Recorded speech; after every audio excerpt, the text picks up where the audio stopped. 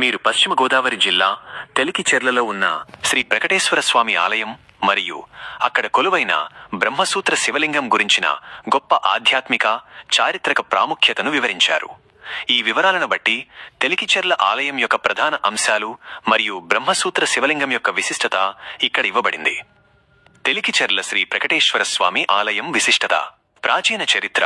ఈ ఆలయం సాస 1193 కంటే పూర్వం నిర్మించబడింది. మల్లిదేవుడు అనే రాజు దీనిని నిర్మించినట్లు శిలాశాసనాల ద్వారా తెలుస్తోంది. అప్పట్లో ఈ ఆలయాన్ని మల్లేశ్వరాలయంగా పిలిచేవారు. పాలన మరియు పేరు మార్పు. 11వ శతాబ్దంలో చాళుక్యుల పాలనలో దేవాలయ నిర్మాణాలు జరిగినట్లు తెలుస్తోంది.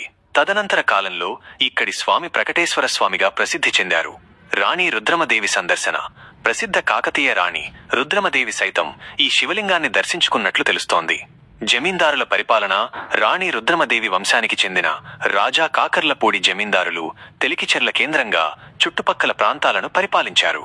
భౌగోళిక వివరాలు. తెలికిచెర్ల పశ్చిమ గోదావరి జిల్లాలోని నల్లజర్ల మండలానికి చెందిన గ్రామం. ఇది నల్లజర్ల నుండి 15 కిలోమీటర్లు దూరంలో మరియు తాడేపల్లిగూడెం నుండి 20 కిలోమీటర్లు దూరంలో ఉంది. బ్రహ్మసూత్ర శివలింగం యొక్క ఆధ్యాత్మిక ప్రాముఖ్యత.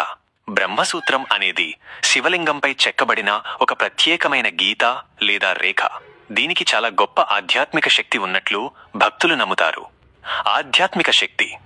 బ్రహ్మసూత్రం ఉన్న శివలింగాన్ని దర్శించడం వలన ఆధ్యాత్మిక సాధన శక్తి సుమారు 100 రెట్లు పెరుగుతుందని భక్తులు విశ్వసిస్తారు. పుణ్యఫలం. సాధారణ శివాలయానికి కోటిసార్లు వెళ్తే వచ్చే ఫలితం బ్రహ్మసూత్రం ఉన్న శివాలయాన్ని ఒక్కసారి దర్శిస్తే లభిస్తుందని ప్రతీతి. విశ్వరహస్యం. కొన్ని వ్యాఖ్యానాల ప్రకారం బ్రహ్మసూత్రం అనేది సృష్టి, స్థితి, లయ అనే 3 శక్తులను సూచిస్తుంది. ఇది విశ్వరహస్యాన్ని మరియు శివుని యొక్క నిర్విశేష నిర్లిప్త తత్వాన్ని